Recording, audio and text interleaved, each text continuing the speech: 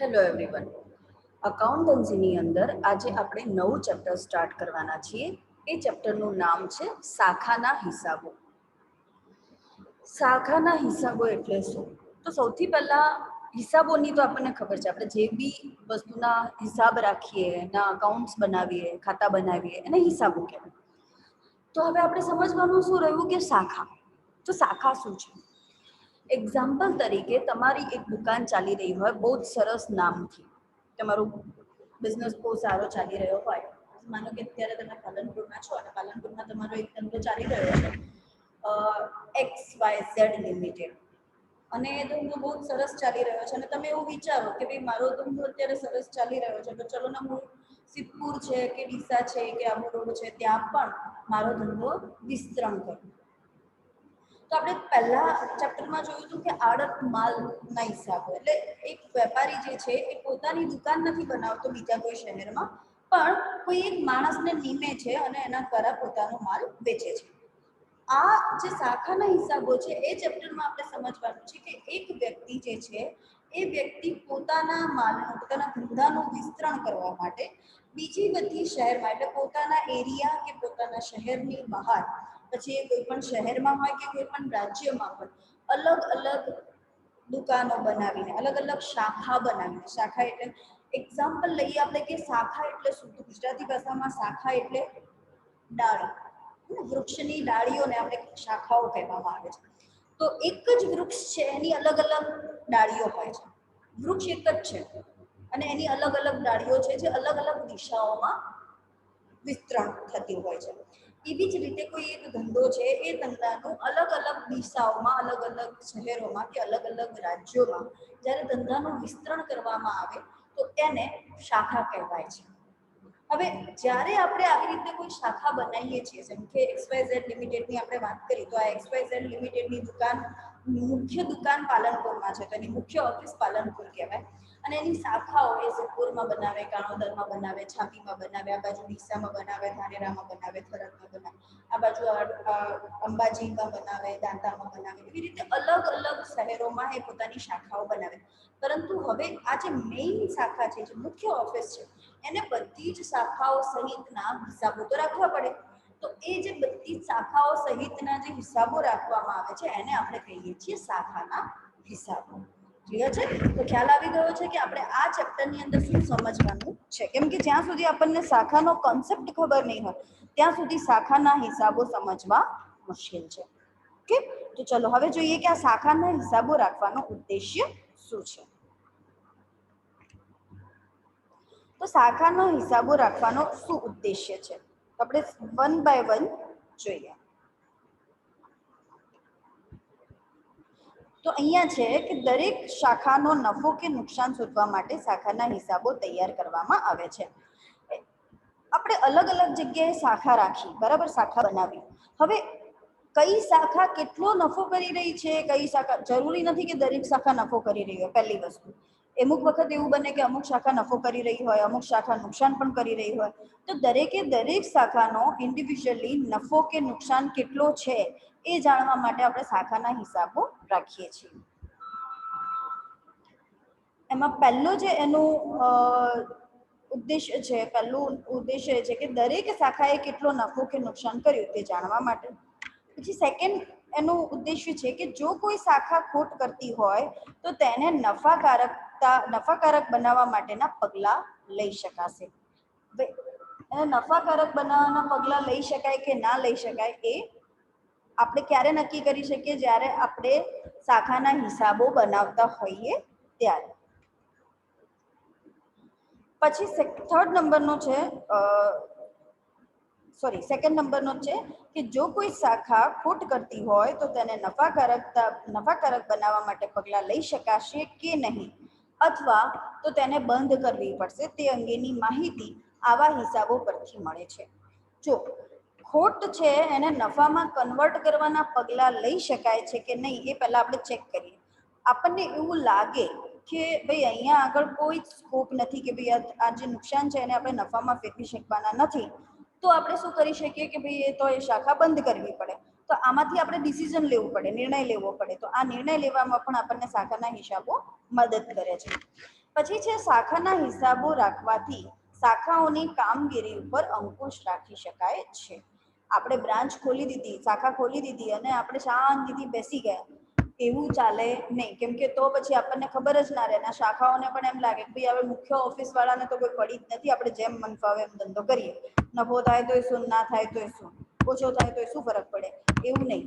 શાખાના હિસાબો જો રાખવામાં આવતા હોય તો એમને બધાને ખબર હોય કે ભાઈ આપણા હિસાબો રાખવામાં આવે છે એટલે આપણે આપણા ઉપર અંકુશ રાખવામાં આવી રહ્યું છે.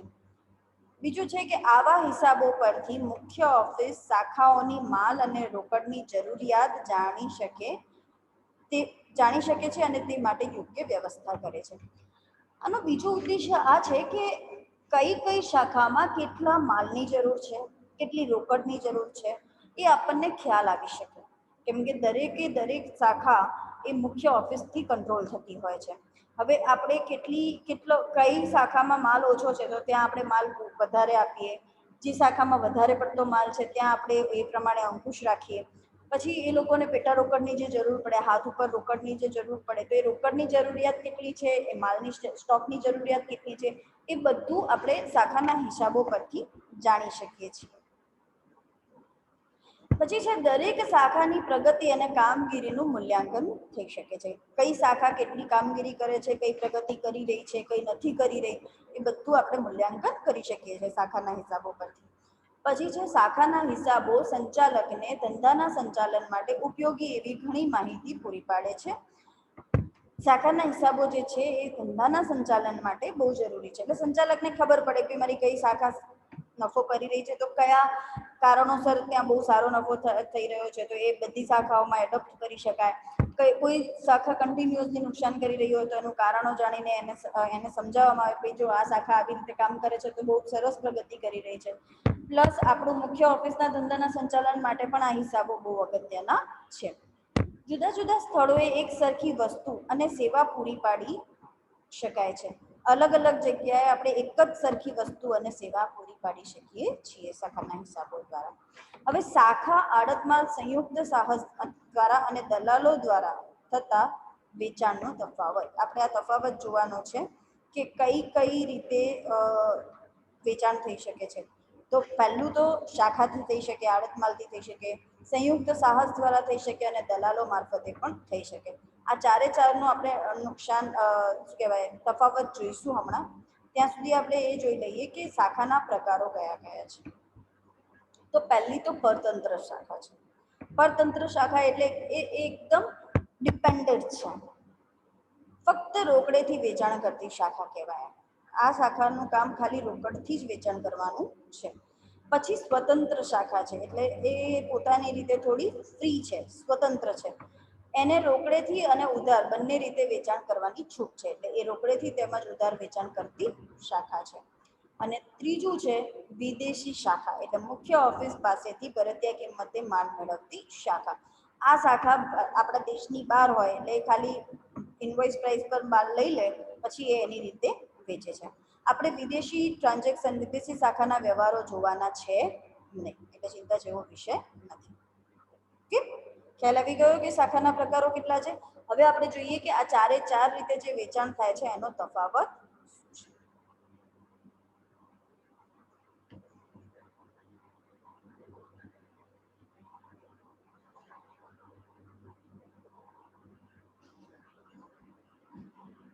પહેલા તો બધાની વ્યાખ્યા જોઈ લઈએ કે શાખા દ્વારા વેચાણ થાય છે. આની વ્યાખ્યા શું છે? તો ઉત્પાદક જુદા જુદા શહેરોમાં દુકાનો ખોલી માલનું વેચાણ કરે તેને શાખા કહેવાય, જે ઓલરેડી આપણે ચર્ચા કરી ચૂકી છીએ. પછી આડત માલ દ્વારા એ પણ આપણે જાણીએ છીએ કે પોતાના હિસાબે અને જોખમે દેશમાં અન્ય કોઈ સ્થળે કે પરદેશમાં કોઈ એજન્ટને માલ મોકલી અને વેચાણ કરવાની પદ્ધતિને આડત માલ કહેવામાં આવે છે. આ બંને વસ્તુ આપણે જોઈ ચૂક્યા છીએ. પછી છે સંયુક્ત સાહસ દ્વારા, એટલે નામ વિનાની ભાગીદારી કે જે કોઈ નિશ્ચિત સાહસ અથવા મુકરર સમય માટે ધંધો ચલાવે તેને સંયુક્ત સાહસ કે રાશ કહેવાય છે. નામ જો ભાગીદારી ના હોય પણ પોતાની રીતે એક નિશ્ચિત મુદ્દત માટે આપણે કોઈ ધંધો ચલાવતા હોઈએ જોઈન્ટમાં, તો એને સંયુક્ત સાહસ કે રાશ કહેવાય છે. પછી દલાલો દ્વારા શું છે કે ખરીદનાર અને વેચનારને ભેગા કરીને માલનો સોદો કરી આપે તેને દલાલ કહેવાય. આપણે નથી જોતા ઘણી બધી વસ્તુઓમાં કે ભાઈ કોઈને આ વસ્તુ જોઈએ છે તો આપણે કોઈ દલાલનો કોન્ટેક્ટ કરીએ, સપોઝ ઘર ભાડે રાખવું છે કે ભાઈ અમુક પ્લોટ જોઈએ છે, તો આપણે શું કરીએ, દલાલનો કોન્ટેક્ટ કરીએ. તો દલાલ શું કરશે, દલાલ ખરીદનારને શોધી લાવશે. એટલે ખરીદનાર અને વેચનાર એ બંનેનું કોમન એક પ્લેટફોર્મ છે, એ શું છે, દલાલ છે. તો એને દલાલ દ્વારા વેચાણ કહેવામાં આવે છે. એના પછી આપણે જોઈએ ઉદ્દેશ્ય.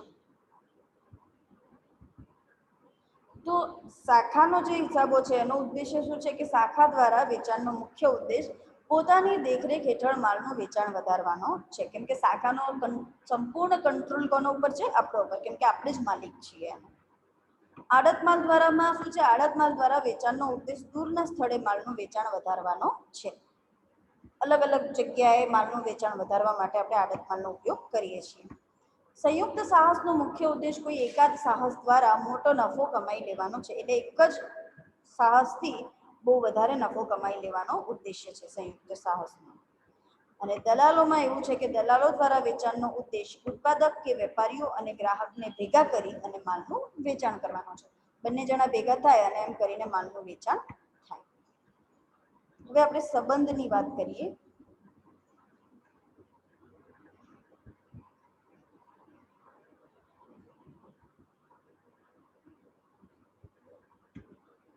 સંબંધની વાત કરીએ તો મુખ્ય ઓફિસ પોતાની જ માલિકીની દુકાન ખોલે છે અને માલિક અને સંચાલન એક જ હોય છે. જે માલિક છે એ જ પોતાનું દુકાન ખોલે છે, એટલે માલિક અને સંચાલક શું થઈ જશે, એક જ થઈ જશે. આમાં માલધણી અને આડતિયા વચ્ચે કોઈ ભાગીદારી નથી, પરંતુ તેમનો સંબંધ માલિક અને એજન્ટનો છે, જે આપણે ઓલરેડી ચર્ચા કરી ચૂક્યા છીએ. સંયુક્ત સાહસ એક પ્રકારની ભાગીદારી છે, એટલે કે તેના પક્ષકારોનો સંબંધ ભાગીદારોનો છે. આ જોઈન્ટમાં આપણે કોઈ ધંધો ખોલીએ તો એમાં ભાગીદારી જેવો સંબંધ હોય છે.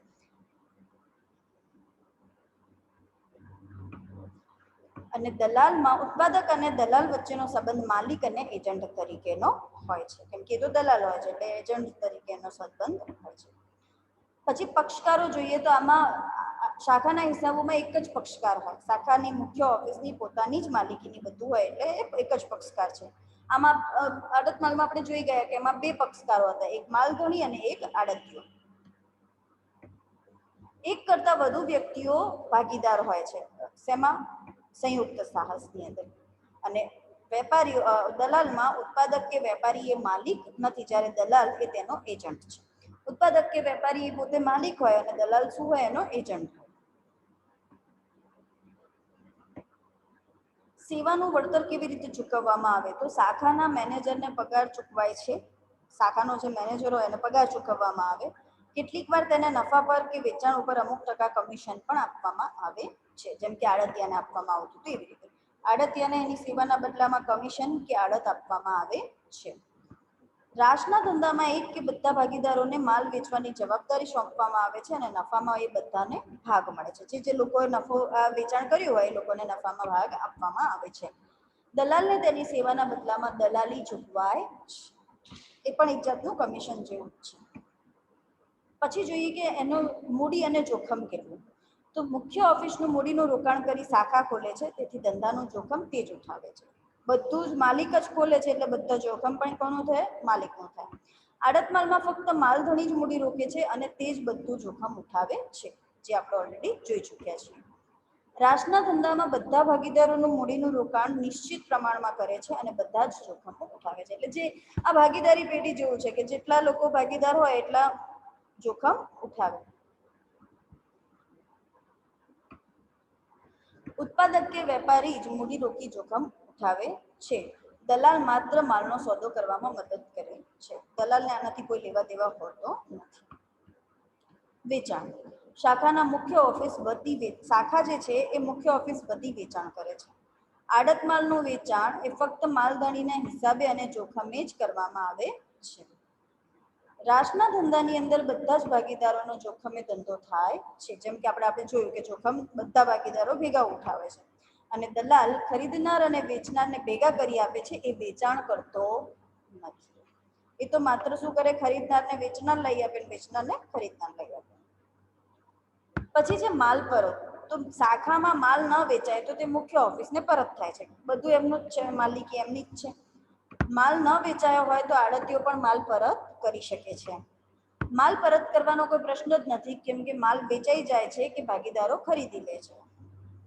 આમાં માલ પરતનો પ્રશ્ન આવતો જ નથી સંયુક્ત સાહસમાં. અને દલાલમાં પણ એવું છે કે માલ પરત કરવાનો પ્રશ્ન જ ઉપસ્થિત થતો. નફા નુકસાનની જવાબદારી. શાખા જે નફો કે નુકસાન કરે તે મુખ્ય ઓફિસનું જ ગણાય છે, કેમ કે એની માલિક કોણ છે? મુખ્ય ઓફિસ છે. નફા નુકસાન સાથે આડતિયાને સંબંધ નથી, તેને ફક્ત શું છે? કમિશનથી મતલબ છે. સંયુક્ત સાહસમાં નફો કે નુકસાન જે છે એ બધા ભાગીદારો નક્કી કરેલ પ્રમાણે વહેંચી લે છે.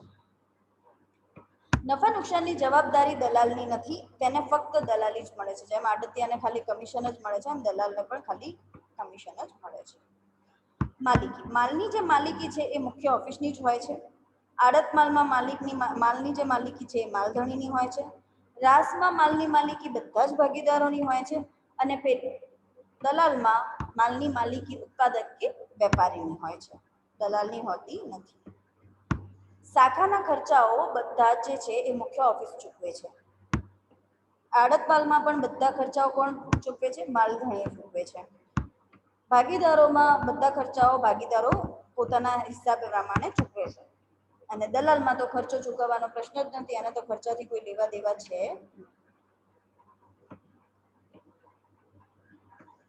પછી છે નાણાંની વસૂલાત. તો શાખા રોકડેથી માલ વેચે કે ઉધારથી માલ વેચે તો તેની ઉઘરાણીની વસૂલાત એ મુખ્ય ઓફિસે મોકલી આપે છે. એટલે શાખા જે બી પૈસા કલેક્ટ કરશે એ બધા ક્યાં મોકલશે? મુખ્ય ઓફિસ પર. આડતીઓ પણ વેચાણમાંથી એને જો કોઈ ખર્ચા બાદ કર્યા હોય તો એ અને કમિશન લઈ અને બાકીની રકમ એ માલધણીને મોકલી આપે છે. હવે એક ભાગીદાર માલ વેચે કે બધા ભાગીદારો વેચે તેનો હિસાબ બધા એકબીજાને આપે છે. અને દલાલ પોતાના નામે વેચાણ કરતો જ નથી, એટલે ખરીદનાર પાસેથી એને કોઈ રકમ મળતી નથી. ડાયરેક્ટ ખરીદનાર અને વેચનાર ડાયરેક્ટ જ સોદો કરે છે, એ માત્ર કમિશન લે છે. ધંધાના પ્રકારમાં મુખ્ય ઓફિસ કોઈ પણ પ્રકારના માલનું વેચાણ કરવા માટે પોતાની શાખા ખોલી શકે છે. આડત માલનો ધંધો બીજા શહેરોમાં કે બીજા દેશમાં માલનું, આજે આપણે વ્યાખ્યા જોઈતી એની એ જ છે, માલનું વેચાણ કરવા માટે જ થાય છે. હવે સંયુક્ત સાહસમાં માલનું વેચાણ કરવા ઉપરાંત બીજા હેતુ માટે પણ થઈ શકે છે. દાખલા તરીકે બાંધકામનો કોન્ટ્રાક્ટ લેવો, ઇલેક્ટ્રિસિટીનો, લેબરનો કોન્ટ્રાક્ટ લેવો, એમાં પણ સંયુક્ત સાહસ ચાલતું હોય છે. પછી છે દલાલીનો જે ધંધો છે એ વ્યાપક છે, જેમ કે જમીન દલાલ હોય, વીમાના દલાલ હોય, શેરના દલાલ હોય, રૂપિયાના દલાલ હોય, બહુ બધા દલાલ હોઈ શકે. તો આ જે છે એ છે આપણે શાખાના હિસાબો, આડત માલના હિસાબો, સંયુક્ત સાહસના અને દલાલ દ્વારા થતા વેચાણનો તફાવત છે. તો આઈ હોપ તમને ખ્યાલ આવી ગયો હશે કે આ ચારે ચાર અલગ અલગ છે અને એક કઈ રીતે અલગ પડે છે. હવે આપણે આગળ વધીએ તો આપણે જે અભ્યાસ કરવા જઈએ તો એના દ્વારા શાખાના 5 વિભાગ પાડી શકાય છે. કેટલા વિભાગ પાડી શકાય છે? 5. એટલે યાદ રાખવાનું, શાખાના કેટલા વિભાગ પાડી શકાય? 5. ફક્ત રોકડેથી વેચાણ કરતી શાખા. ફક્ત રોકડેથી વેચાણ કરતી શાખા એટલે જે માત્ર ને માત્ર રોકડ વેચાણ જ કરે છે, જેનો માલ પણ મુખ્ય ઓફિસ તરફથી જ મળે છે અને ખર્ચા પણ મુખ્ય ઓફિસ જ ચૂકવે છે. પછી જે છે એ છે રોકડે અને ઉધાર બંને રીતે વેચાણ કરતી શાખા.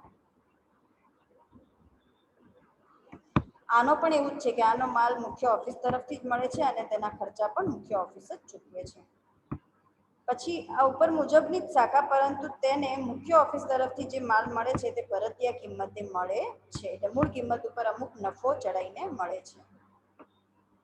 પછી જે સ્વતંત્ર શાખા. એ સ્વતંત્ર રીતે ધંધો કરે છે અને પોતાના સ્વતંત્ર હિસાબના ચોપડાઓ રાખે છે. અને છેલ્લી છે વિદેશી શાખા. એટલે એ સ્વતંત્ર જેવી જ છે, પરંતુ એ વિદેશમાં જ હોવાથી અને વિદેશની ચલણની સમસ્યાઓ પેદા થાય છે. પરતંત્ર શાખાના હિસાબો લખવાની રીત. જો શાખા પરતંત્ર હોય તો કેવી રીતે એના હિસાબો લખાય છે એ આપણે જોઈએ. સૌથી પહેલા એનો અર્થ જોઈએ. જ્યારે મુખ્ય ઓફિસ શાખા ઉપર વધુ અંકુશ રાખવા માંગતી હોય ત્યારે શાખાના હિસાબો પોતાના ચોપડામાં લખે છે અને શાખા સ્વતંત્ર હિસાબ રાખતી નથી. એટલે બધા હિસાબો માત્ર મુખ્ય ઓફિસ જ રાખે છે, શાખા કોઈ હિસાબો રાખતી નથી. એટલે બધું કંટ્રોલિંગ કોનું હોય છે? મુખ્ય ઓફિસ. જો કે શાખા મુખ્ય ઓફિસ પાસેથી મળેલ માલ, વેચેલ માલ, મળેલ અને ખર્ચેલ રોકડ જેવી બાબતોની નોંધ રાખે છે, પરંતુ સંપૂર્ણ હિસાબી ચોપડા રાખતી નથી. શાખા અમુક હિસાબો રાખે છે. કયા કયા? જેમ હિસાબો એટલે અમુક નોંધ રાખે છે, જેમ કે એમની પાસે મુખ્ય ઓફિસ પાસેથી કેટલો માલ આવ્યો, એને ટોટલ કેટલો માલ વેચ્યો છે, અને મુખ્ય ઓફિસ પાસેથી કેટલી રોકડ મળી, કેટલી અને ખર્ચાઈ છે, એ બધા હિસાબો એ રાખે છે. મુખ્ય ઓફિસ પોતાના ચોપડામાં દરેક શાખા માટે અલગ અલગ ખાતું તૈયાર કરે છે, અને આવી શાખાને પરતંત્ર શાખા કહેવાય છે. એટલે મુખ્ય ઓફિસ પોતાની જે શાખા છે એ દરેકે દરેક શાખાનો દરેક અલગ અલગ ખાતું એ બનાવે છે. એના લક્ષણો, તો પરતંત્ર શાખાના લક્ષણો કયા કયા છે જોઈએ. આ જે શાખા છે એ ફક્ત મુખ્ય ઓફિસ પાસેથી મળેલા માલનું જ વેચાણ કરે છે, એટલે કે બજારમાંથી તેને માલ ખરીદવાની કોઈ સત્તા હોતી નથી. એનું કામ માત્ર અને માત્ર એની મુખ્ય ઓફિસના માલનું વેચાણ કરવાનું છે. મુખ્ય ઓફિસ શાખાને મૂળ કિંમતે અથવા ભરતીયા કિંમતે માલ પૂરો પાડે છે. આ જે શાખા છે એનો માલ એ યા તો મૂળ કિંમતે પૂરો પાડશે, યા તો ભરતીયા કિંમતે. શાખાએ માલ રોકડેથી વેચવાનો હોય છે, જો કે કેટલીક વખત શાખાને ઉધાર માલ વેચવાની છૂટ પણ આપવામાં આવે છે. મોટા ભાગે એને રોકડ વેચાણ કરવાનું હોય, ક્યારેક કોઈક સંજોગોમાં મુખ્ય ઓફિસના આદેશ દ્વારા એ ઉધાર વેચાણ પણ કરી શકે છે.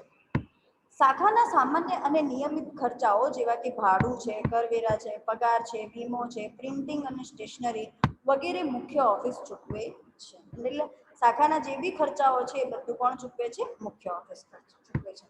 અને શાખાના પરચુરણ ખર્ચા જેવા કે લારી ભાડું હોય, તાર ટપાલ હોય, એ બધા માટે મુખ્ય ઓફિસ એને પેટા રોકડ આપે છે, જે હાથ ઉપર રોકડ રાખવા માટે અમુક આપે છે.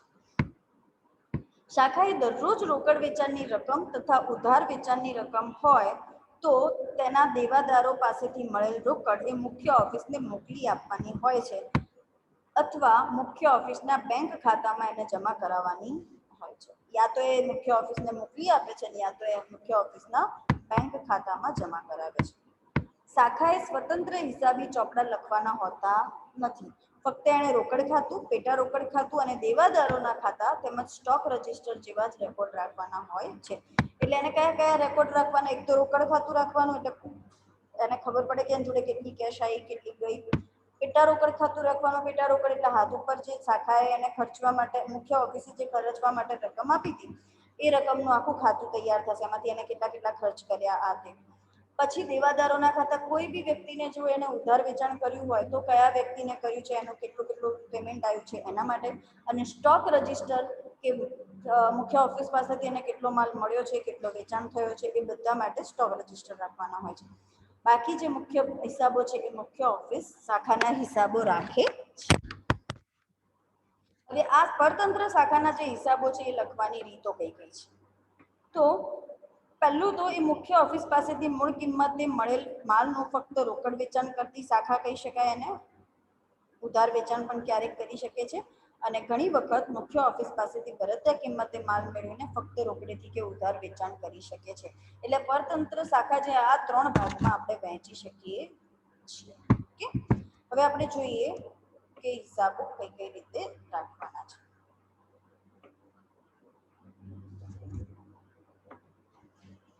તો એના હિસાબો લખવાની 4 પદ્ધતિ છે. કેટલી? 4. એક છે દેવાદાર પદ્ધતિ. દેવાદાર પદ્ધતિ એટલે શું?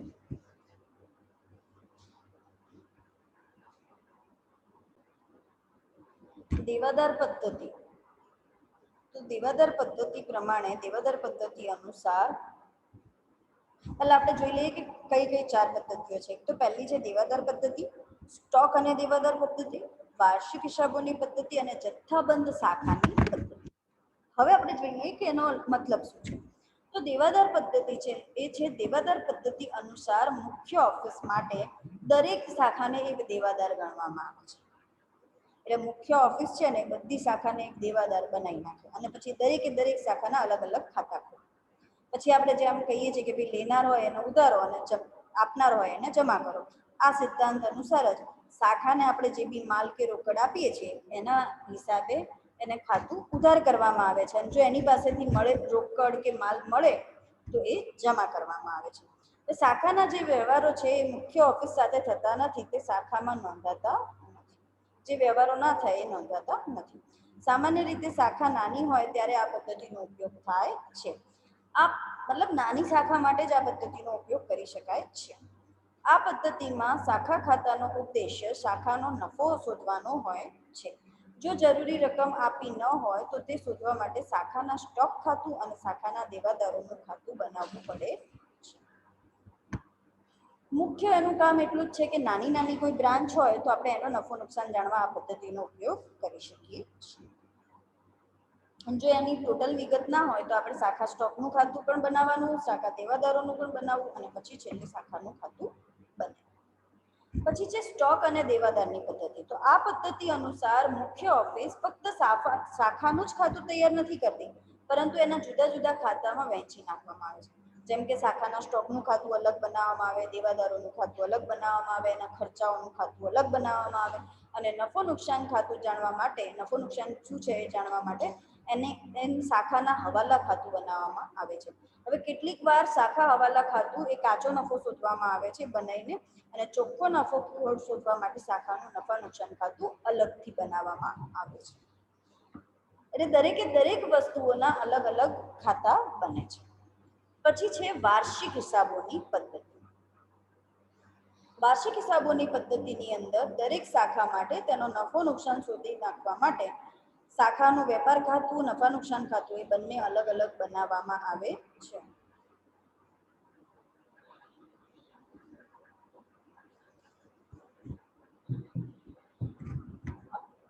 વળી એની સાથે એને શાખા ખાતું પણ બનાવવામાં આવે છે. હવે આ જે ખાતું છે એ ફક્ત વ્યક્તિગત ખાતું છે. તેમાં શાખા પાસેથી મુખ્ય ઓફિસની રકમ કેટલી લેણી બતાવાય, મતલબ કેટલી રકમ લેણી છે એટલું જ દેખાડાય. જથ્થાબંધ શાખાની પદ્ધતિનો ઉપયોગ. આ પદ્ધતિનો ઉપયોગ ક્યારે થાય તો જ્યારે મુખ્ય ઓફિસ શાખાને જથ્થાબંધ ભાવે મોકલતી હોય અને શાખા ખોલી છૂટક વેચાણ કરવાથી વધારાનો નફો કેટલો થયો તે જાણવું હોય ત્યારે. એટલે એક્ઝામ્પલ તરીકે જે મુખ્ય ઓફિસ છે એ શાખાને જથ્થાબંધ ભાવે માલ મૂકે, જે આપણે હોલસેલ ભાવ કહીએ ને, અને પછી જે શાખા જે છે ને એ બધું છૂટક વેચાણ કરતું હોય. એટલે છૂટક વેચાણ કરે શાખા તો એનો નફો કે નુકસાન અલગ હોય. તો એ જે નફો નુકસાન છે એ શોધી કાઢવાનો, અને એના માટે કેટલોક કિંમત કરતાં ઓછી કિંમત, એટલે કે જથ્થાબંધ વેપારીને જે ભાવે માલ વેચવામાં આવે તે ભાવે એને માલ મોકલવાનો, અને શાખા જે છે એ કેટલોક ભાવે માલ વેચે, એટલે કે MRP ભાવે માલ વેચે, ત્યારે એ બંને વચ્ચેનો જે ગાળો છે એ શાખાએ કરેલો નફો ગણાય.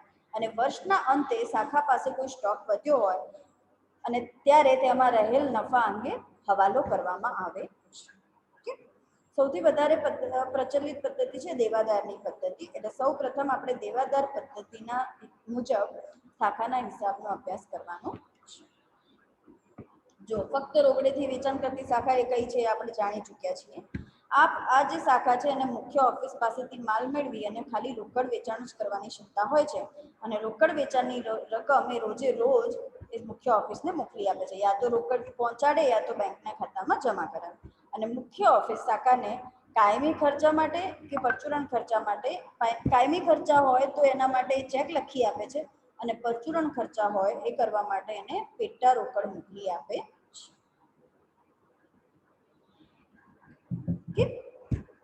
હવે જોઈએ કે એના વ્યવહારો કેવી રીતે થાય છે.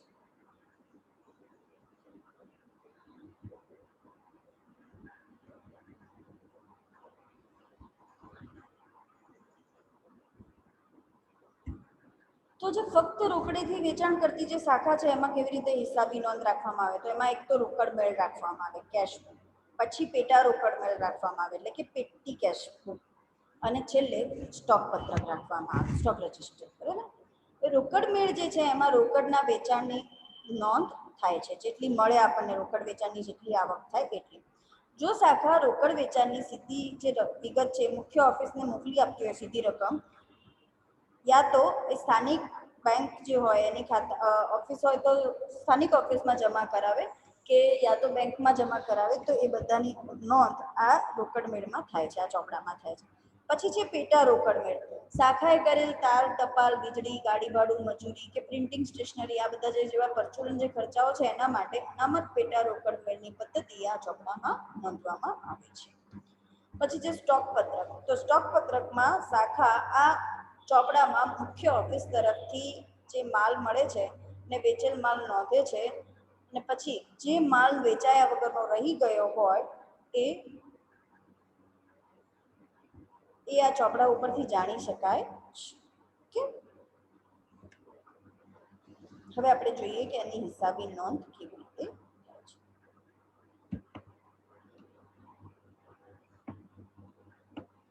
તો જો આ આમ નોંધો ખાસ લખી દેજો, આના ઉપરથી જ આપણે દાખલો કરવાનો છે. માનક માલમાં ગણ્યું છે એવી.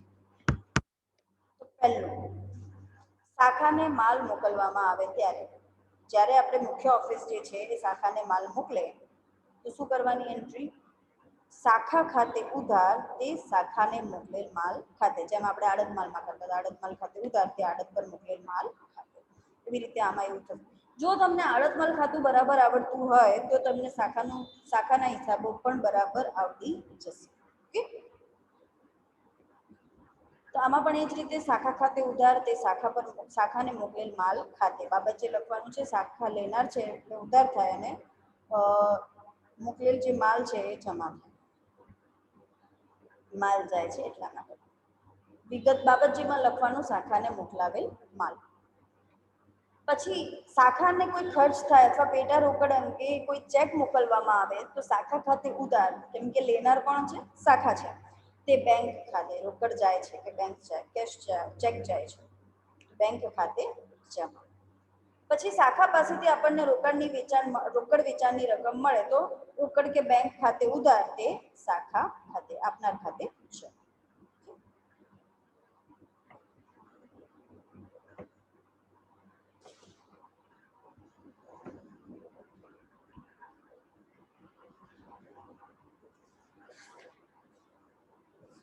પછી છે શાખા જ્યારે માલ પરત કરે ત્યારે.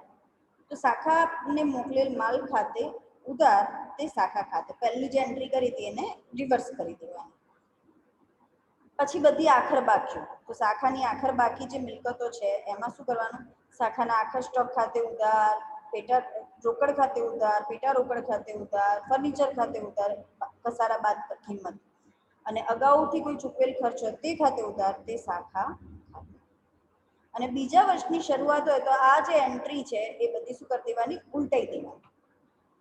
એટલે શાખા ખાતે ઉધાર તે શરૂઆતના સ્ટોક ખાતે, રોકડ શરૂઆતની રોકડ સિલક ખાતે, તે શરૂઆતની પેટા રોકડ ખાતે, તે શરૂઆતના ફર્નિચર ખાતે, તે અગાઉથી ચૂકવેલ ખર્ચ ખાતે. આખરના જે દેવા છે એના માટે શું કરવાનું? શાખા ખાતે ઉધાર તે શાખાના દેવા ખાતે.